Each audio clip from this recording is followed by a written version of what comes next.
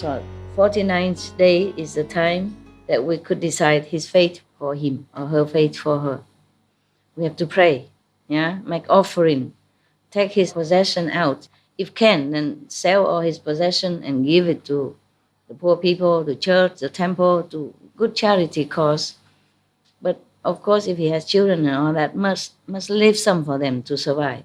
Just take whatever can, Then he will be liberated.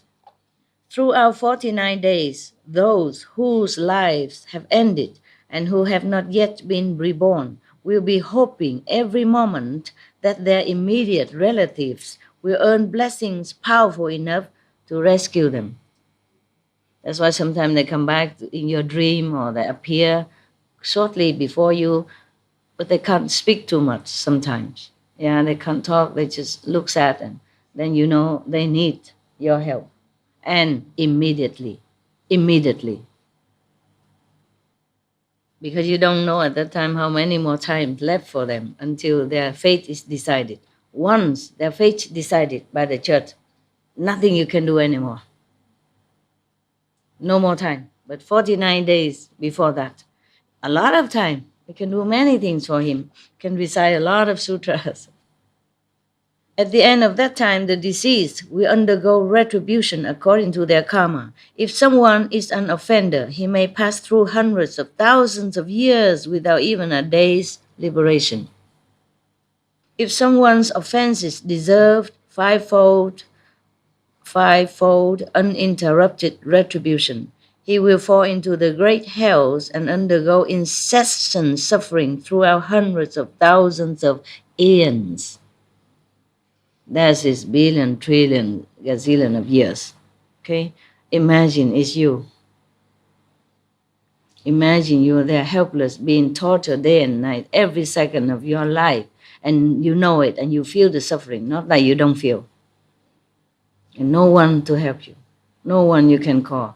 Too much suffering, you can't even open your mouth. You can't even remember to pray. So do pray before.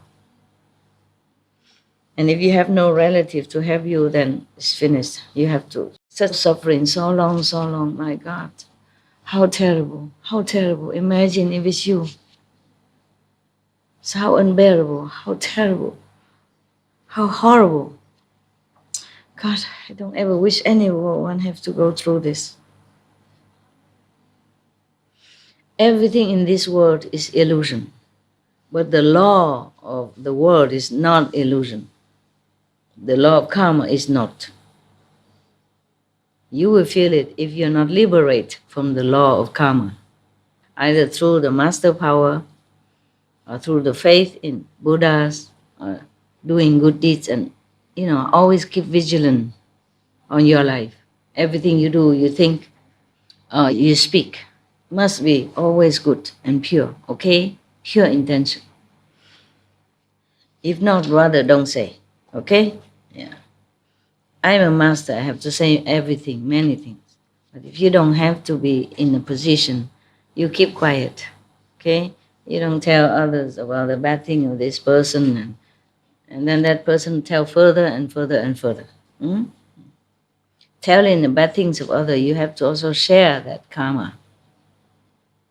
Not only if you do it yourself, okay? So be very careful, all right? Remember the three monkeys.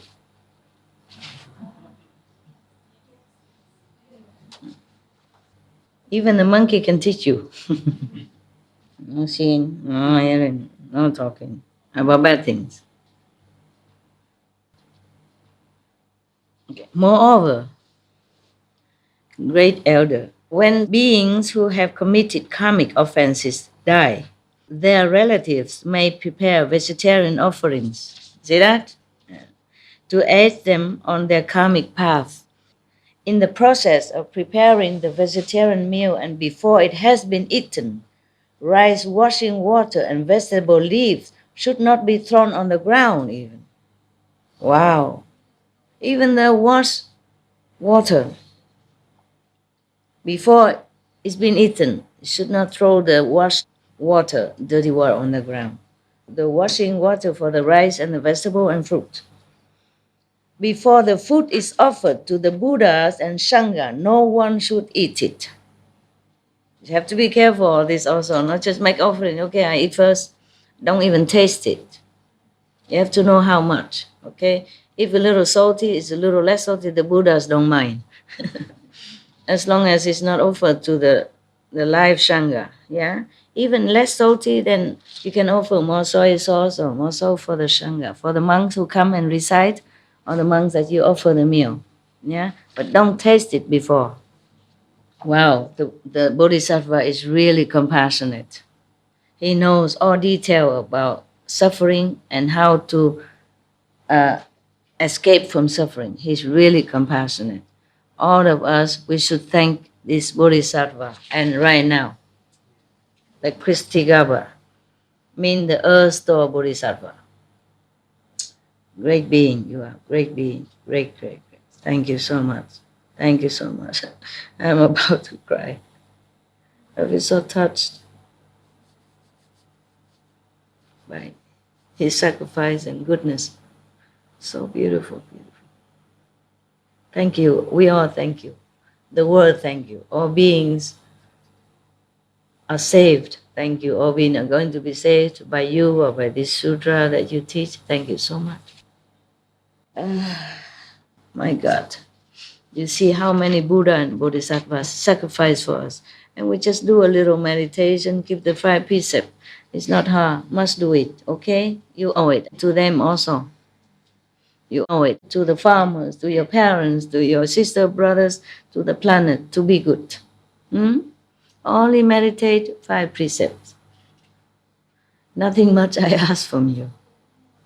Okay? You don't have to come to see me if you don't want to. You stay home, you believe in me, believe in my teaching. Then it's good enough. Meditate. Yeah, do good.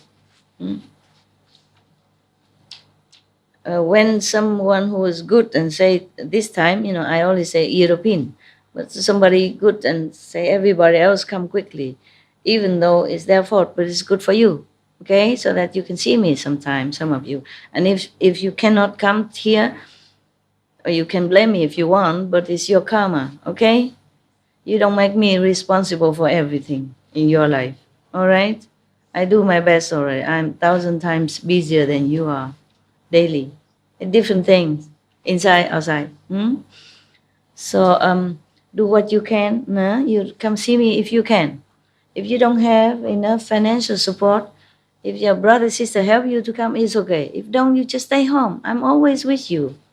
You no need to come to see me. I didn't force any of you to come see me. You offer me your time and some of your finance for the ticket, but that's benefit you. I didn't ask. I offer you also manifold in return, physically, emotionally, psychologically, spiritually. I also offer to you. No, I did not like to sit here and receive things. I receive your love, which I thank very much, but I offer also. Even if you offer me anything, I offer a lot also. I offer things to other people. Maybe it doesn't seem beneficial to you if I offer it to the poor people, but it benefits the world you live in. It make the good energy for you, for your children, make the planet grow better. Understand me? Yes. So even I don't offer to you directly, but I do offer also. Everything good benefit you also. So do not think in the negative way. Try to remember the Buddha saying what? Charity, okay? Offering to the Buddhas, to enlighten saints and monks and nuns. I didn't offer it to them because I think they're enlightened monks and nuns and they benefit me. No. I offer them because I love them. Because I thought, okay, I didn't know they were working in the field either. I thought they just sit there and rely on some disciple come and offering something. But not many Korean would have time to go all the way to Yongtong. So I thought they don't have such a good food all the time. So whatever good food I offered to them because probably they didn't have it for a long time or they never had it. Like when they give me a lot of this suja guavabana, something like that. It looked like a Buddha's tuft here. That's why they call it suja. I mean, the Buddha fruit. And they give me some, and I ask my nun attendant, do they have this fruit in Korea? They say, no, we cannot plant it. I say, try, but doesn't grow. I say, okay, quickly bring this, bowl full of fruit to offer to the nun. I don't have enough for one each, but they can share. Tell them that. Yeah. Because they don't have, understand? Because I feel that the monk has nothing, no family, no husband, no kids, no wife already, and just some food to live and don't have enough. That's why I offer to them. You understand? Yes. Not for merit, nothing. I care nothing for myself. Everything here, I truly realize this is illusion. Nothing for me. So you have to give in this kind of spirit, in love, understand? Help because you think they need it. Don't ever think of merit. The Buddha say all that, explain it to you, but you don't think like that. You have to give with love. Then I tell you, merit will be manifold if even you care for it or not. But if you give without love, and then you have some merit, but it's not wholesome. Okay?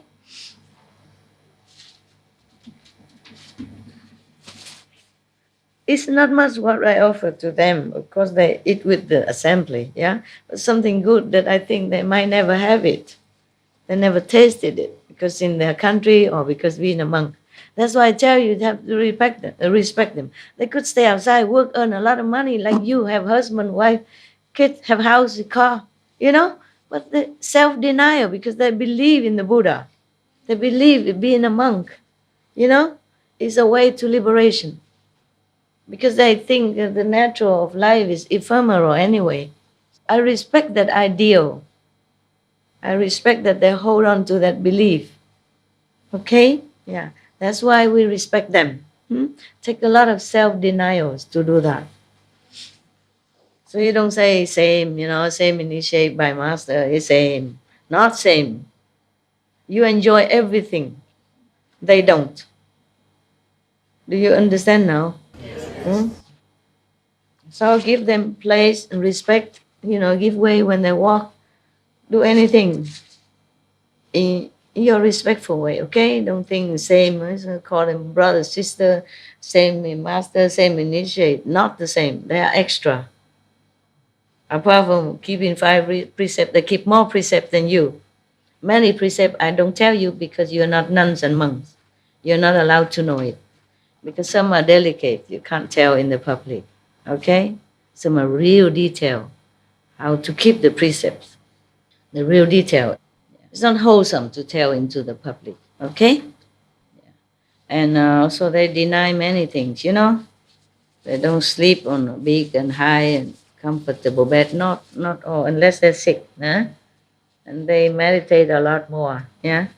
They truly keep the precept, they truly understand why they become monks and nuns, why they practice. Some of you don't, because you're too busy outside and distracted by families or jobs or earning a living and still attached to that kind of life. Some of you don't. I don't say all of you are attached. Even though you're a lay person, doesn't mean you are not detached. I don't say that, but I say many of you are still not detached from the thing you like to eat, from the clothes you want to wear. Detachment came from inside. And then if you are too much in the world, it's difficult to detach yourself, difficult to have time to think, to concentrate on spiritual practice. That's what I said. I don't mean in spiritual wise, I don't mean that you cannot become Buddha if you're a lay person or you have less enlightenment. Not necessarily, okay? Yeah, I just respect them because of the ideal they hold, the renunciation they make, the self-denial that they try. They try hard to be, a good person, to be a good monk. They try, yeah? Difficult, but try. In this age of material greed and development and competition, they still try to keep like that. It's difficult. So I respect that. And moreover, I feel sympathy, for the life they undergo. Yeah. Because I know it from my own experience. You need discipline, you need strong will to keep focus on spiritual practice and not sidetracked by other comfort. Yeah, it's difficult, but it's doable. If you really want spiritual attainment, you do it. You just do it. They're natural. You don't complain. You don't feel this is hardship. Yeah, you know, whatever you know is good for your spiritual practice, you do it. You will do it. Just do it. Yeah. You don't mind sleep in a tent or sleep on the ground or sleep in a small hut instead of a house. You don't mind anything. Yeah. Yeah. If you know this is better for you, you do it. So when you give, either to monks or monastery or church or temples, yeah, you do it. You must do it with love. You must imagine. If you can't have love, you must imagine, okay, what it's like if I am that person. Yeah, I don't have family with me. I'm not having any luxury. You know, I have to live on the ground, praying a lot of time a day, have nothing else. Many things I deny in my life. Now, suppose I love this so much, but I'm a nun, a monk, I can't have it. I love that so much, but if I'm a monk, a nun now, I won't have it. Imagine that. Then you feel love for the person who sacrificed their life for a noble ideal, for a higher purpose. Then you love. Because I feel like as if I'm them. That is the thing. I feel as if I'm that insect, so I can't kill him. I feel as if I am the pigeon, so I must give her food. I have to chop. She don't like just bread. She likes my dog's food. This is smart girl, smart pigeon, the small pigeon. I give her bread on the roof so that she don't feel scared to go lower. But she go lower because it's a colorful dog food. She tried to eat, but it's too big. She can't. So after I saw that, I crush it into very tiny pieces on the street for her because she just like it there. She didn't like in a bowl and on the roof. What to do? So I put some water there and crush it because the pellets is hard for the dog. You know, it's good for their teeth.